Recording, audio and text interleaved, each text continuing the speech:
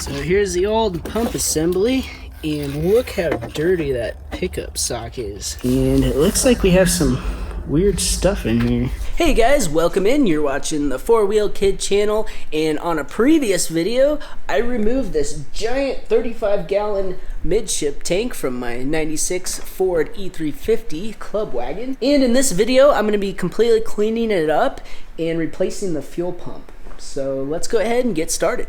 Also guys, be sure to wear all your proper safety equipment when working on cars, especially safety glasses. Well guys, I tried to get all of the gas out of here as much as I could when it was in the vehicle, but there still is some gas sloshing around. It's not a whole lot. We tried to pour it out of the fill hoses, but I believe there's pipes that go further into the tank, so the gas is just going to go around the pipes and not out of the pipes. So to empty out and clean the tank, I'm going to eventually remove the vent valves and the pump. But before we do that, I want to kind of wash the tank and clean all of the dirt off, just to prevent any dirt from getting inside. I got some plastic baggies and rubber bands that I'm going to cover all of the openings. And this is just to prevent any water or dirt from falling into the tank. All the openings covered up, and it took 8 rubber bands and 8 plastic bags total. I got a couple of plastic sawhorses, and I'll get my dad to help me put it on top of those. And then I'll fill up the pancake compressor. We have a bigger one, but it's broken right now. And then I'm gonna use some compressed air to blow all the loose dirt and debris off of the tank as I possibly can. And then I'm gonna get the hose out. It is a bit chilly, but above freezing, so we'll be okay. And then I'll do a nice little rinse on the tank and get it as clean as I can with just the water. I got various sized brushes and a Scotch-Brite pad, and I'm just gonna scrub the entire tank up.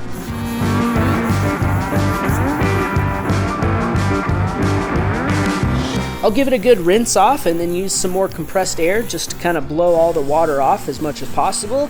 Well guys, the temperature started to drop, but I got it all clean, and the water was actually starting to freeze. So I rolled it back inside and I'm kind of just drying it off. I got a space heater right there, and it's drying off pretty good. Fortunately, we live in Colorado, so we have a really dry environment here. I also took the little baggies and rubber bands off, and I'm just gonna let it dry overnight. You really want to make sure it's clean, so when you start opening things up, dirt doesn't just, fall in. The tank is all dry. I also went ahead and covered all the openings with some new baggies, because the old ones were all wet and dirty. But also, I wanted to see if there's any rust, and for the most part it looks pretty good, but there are a few little spots, like right there, and there's a little bit down in there, a little bit on the edge of where it's pinched together. Also, not exactly rust, but right here where the tank contacts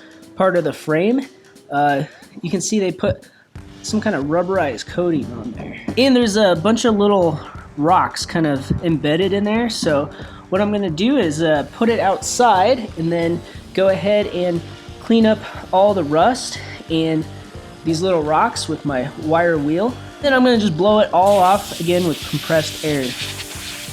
And then I'm just going to clean the whole thing with some lacquer thinner, and that'll be a good prep for the Eastwood's Rust Encapsulator Platinum. And so far, I really love this stuff. That's what I used in my rain gutters, and it seems to be very strong, and it'll stop any rust from spreading. So I've been shaking this Rust Encapsulator Platinum for about a minute. It's 3 times stronger than the original. I think it holds up to, like, they say like 1,500 hours of salt water spray, which is pretty cool. And you can apply it directly over rust or metal. And the reason I'm using a rust encapsulator, even though I tried to get it down to bare metal, is because you can't always get all of the rust. There's usually like little pits of rust. So I am having a little bit of trouble getting the lid off of this thing. And it warns you about this on the instructions. If you don't clean it really well, it'll like basically glue itself shut. There we go, finally got it open. That kind of does show you exactly how strong this stuff is. And then just apply it with a little foam brush that I got. I like the foam brushes because they're really cheap and you can just throw them away when you're done.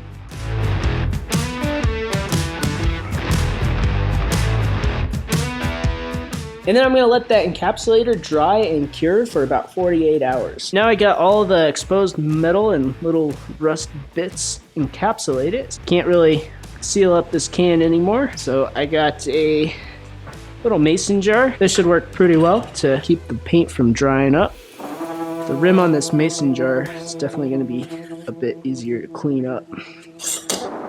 Next, I'm gonna mark these tubes with a silver Sharpie, just because they're kind of already bent into shape, so I know which way they go on.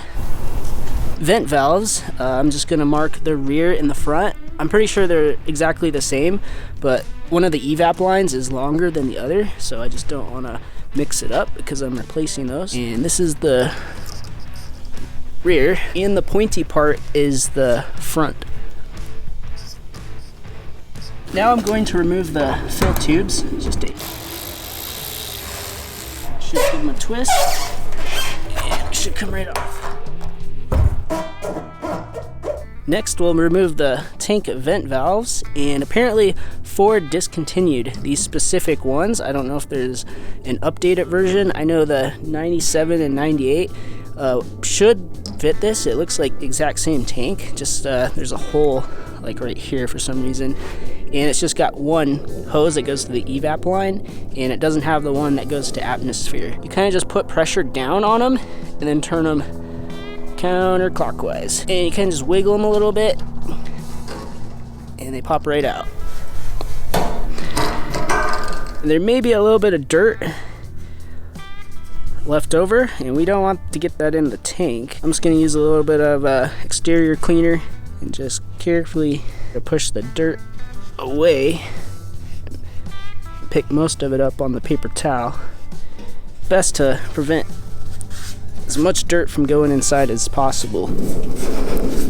So I finally got the special tool, and this one comes with extra little arms for different cars, and make sure it's pushing on the way that we're going to turn it, which is counterclockwise. I want to center this part as much as possible. Just snug these up a little bit. This takes a 3/8 inch ratchet. As you can see, it's starting to bottom out on this little holder tab. Let's see if that gets it off the rest of the way. There we go, we did it. It's definitely under a little bit of spring pressure, and there is going to be a bit of dirt hiding under this thing, so be careful. Probably wait on these until you get the pump out. I'm just going to kind of put these in there temporarily, and then I'm going to push this back down in place. That'll try to help keep it from falling down in the tank. Now we can pull the old pump out, and I got a catch container so we can drain all the gas that we hoses might get caught up a little bit. Just kind of maneuver them out of the way. And I can just bend the pickup tube sock down a little bit. And there's the level float. And then also pull the old seal off as well. So here's the old pump assembly, and look how dirty that pickup sock is. That thing is nasty. Definitely probably why we were having fuel pressure issues. And not exactly sure what's going on at the bottom of this thing. And it looks like we have some weird stuff in here. This might actually be an anti-siphon thing for the fill tube. I don't really know exactly what these little flaps are for, but they're coming apart. It definitely caused fuel pressure issues right here if that's floating around and it gets caught on the pickup sock. I'm not too concerned about my gas getting siphoned because I'm going to be using a locking gas cap, so I'm just going to leave this off. So I think I figured out what this is for. It probably went right there. And then this little piece of plastic was just sticking down in there. And it looks like we got some more debris down on this end, on the rear side. See, we got another little piece of plastic floating around in there. Not sure what that's from. There is quite a bit of fuel still left in here, so we can turn it upside down and have a lot of it pour out of here.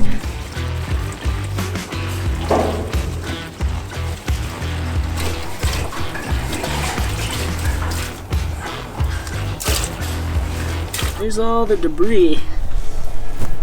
Guys, check it out.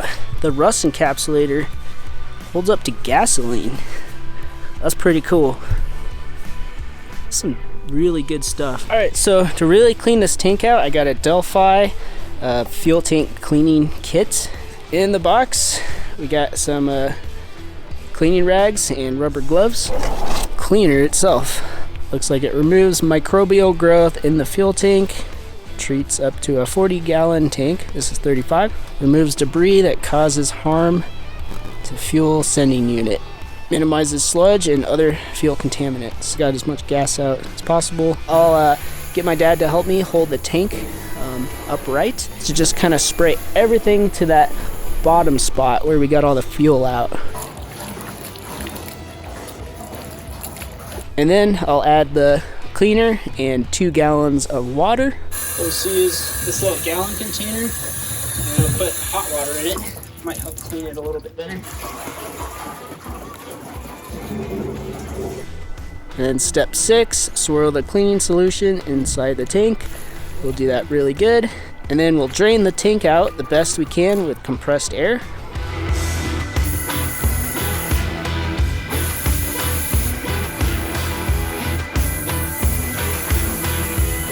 Use the included gloves and lint-free towels to try to clean out the rest as much as possible. I can sort of get the towel to this end, just barely. Coming out pretty darn clean, which is a good sign. So this tank is gonna be spotless when we're all done.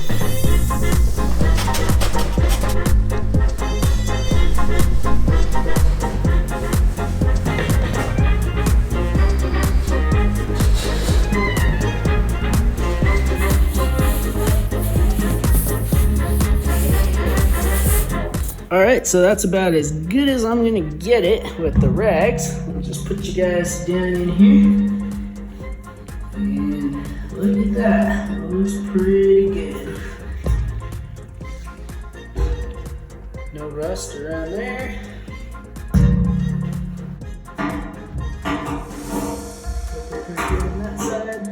Now I'm just gonna keep the space heater going back and forth underneath it. I'll just flip it around every like hour or so and then just make sure all the water is evaporated. Probably won't put it back together for a couple days. So now it's time to clean up the fuel tank straps, and you can get these on Rock Auto for $20 and it comes with both of them, but honestly they're not that bad, so I'm just gonna clean them up and do some encapsulator on it, and I think that should be good. There we go, clips, and once you get both parts off, went ahead and got a Milwaukee 1/4-inch die grinder.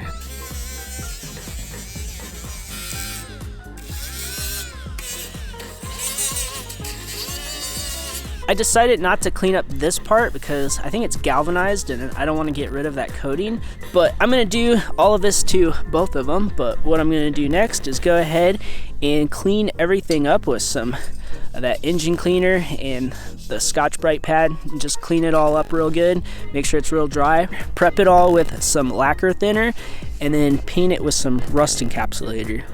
Next, I'm just going to take some masking tape and cover the holes.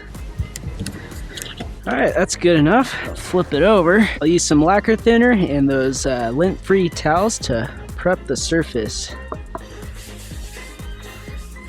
I'll wipe it down with some tack cloth. To coat this thing, I'm just going to be using some Flex Seal. My boy Phil Swift. I don't know, a lot of people might think this is kind of goofy because it's on an infomercial, but my experience, this stuff works really well. I don't think I would apply it like directly over rust or anything, but I did apply some on the wheel wells of my 4Runner here, and I mean, it's kind of dirty, but the stuff does not come off at all.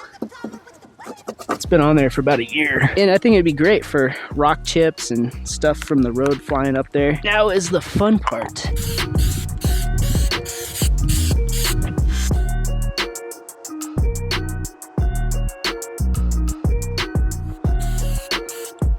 So the bottom has had plenty of time to dry, and I got the top all masked off and everything. Where the tank vent valves go, there's a little ring that goes around there, and you could kind of tell, so I just kind of masked a little bit further.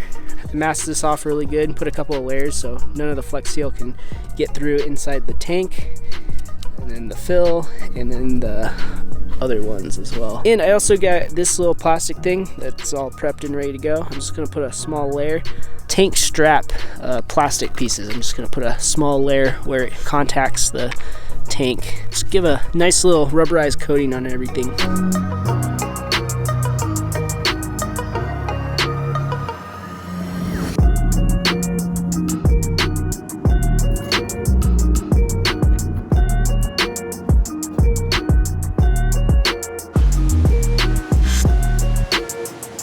Next we have the 2 tank vent valves, and from what I've researched, Ford discontinued these, so you can't get this part at all, and I have not seen any aftermarket replacements with the 2 hose design. And I'm not exactly sure what this hose is for, but it vents to atmosphere, and it has those little caps on the end to help keep dirt out, and it appears like it's possibly a little valve right here, so I'm not sure if it lets air in and not out, or it lets air out and not in. If anybody knows what this extra hose is for, I'd be interested. So this is the rear one, and the regular evap hose looks okay on this one, but the front one is starting to rip. I'm not exactly sure what caused that. I got some new hose. In the last video, I did leave part of the evap hose on the fittings because I didn't want to risk breaking them, because one of them was plastic. So what I went ahead and did today is I sliced off the old parts, and I just used a razor blade to slice down the middle. And this is a great way to get hoses off if you don't want to try to break something. I just labeled them rear and front because I want to make sure that I put the exact length that was on here originally so everything fits right. So since these valves are discontinued and you can't get aftermarket ones, we really don't want to break these. The last thing you want to do is try to twist this to get the hose off, because you'll probably snap the plastic. We'll just take a razor blade, get it all peeled back, and everything is intact. A good measure of some new hose there. I'm just gonna pull off the O-ring carefully, and I guess I'll pull this little ring off as well. And you can see there's a lot of dirt. And I'm just gonna use some exterior detail cleaner because I just mainly want to get the dirt off. And just give it a good clean up. Also, you will hear a ball rattling around, and that's normal because it's a rollover valve. And I am gonna be keeping this hose because it doesn't seem to be cracking anywhere besides this end. I'm just gonna cut the ends off because they're just cracking from those little caps that go on. To keep this hose in good shape, I'm just gonna use a little bit of AT205 reseal and spray a little bit on there. The hose that I got is a bit different size, and there doesn't seem to be anything really wrong with this one. Next, I'm just gonna use a little bit of mass airflow sensor cleaner, and I'm gonna spray some down in this hose to hopefully clean this little valve up. I'm not exactly sure how it works, but I'm using mass airflow sensor stuff because I know it's safe for plastics. I am very curious to see which way this valve allows venting, and I got my little cheap smoke machine set up. We'll start that up, and there we go. We got a little bit of smoke. This one doesn't have a pressure gauge on it. Go ahead and hook it up. Holding pressure, it's not coming out that way. Obviously, it's not allowing anything in, but since this is all clean, we can go ahead and put this plastic thing back on. I think this just keeps like dirt and stuff out around the middle, so I guess when you take it out, it doesn't all fall in as easy. Kind of snaps on. But this O-ring seems like it's in pretty decent condition, and I'm just gonna spray it with a little bit of reseal. Not 100% sure this is a good idea or not, but I think it's worth a shot. It's still fairly pliable. The orange side did go down, and hopefully that reseal will make it expand just a little bit. Next, we can go ahead and attach the hose, and it's a pretty tight fit, and I don't want to put too much pressure on that fitting just because this thing is kind of old. So you can use a little glass cleaner or exterior cleaner just to kind of give you a little bit of lubrication. Get it on there. There we go. That's pretty good. Next, remember those little caps that came off? And I think these just block like dirt and spiders and stuff from getting in there. Cut the ends off because they were kind of split, like where all these little things were. And doing that will help hold them in a little bit better. And it looks like it has stops at the bottom, so you can't put it too far down, so it blocks airflow. This tank vent valve is ready to be reinstalled. And then we'll reinstall the vent valve. And then kind of just press down a little bit and twist it into place. Well, I'll pretty much do the exact same thing to the front one as well. Guys, real quick, I'm working on the front one and I made an interesting discovery. So if I go ahead and start up the smoke again, the one venting to atmosphere does not allow smoke to go into it, builds up pressure. But if I put smoke through this one, so this is the evap system, and it goes back out to atmosphere from the evap. You can hear that little valve working in there. That is quite interesting. I'm not exactly sure of the purpose of this, but I feel like the EPA doesn't like it. We have this plastic piece that I coated in Flex Seal, and it only goes on one way. And if you try to put it right here, it doesn't fit. And it goes right here in the back. So the tank has had about a week to dry out, and I did put some desiccant bags in there overnight. So I'll pull those out. Go ahead and do a sanity check and just look inside the tank here. Make sure nothing fell in or there's no debris left.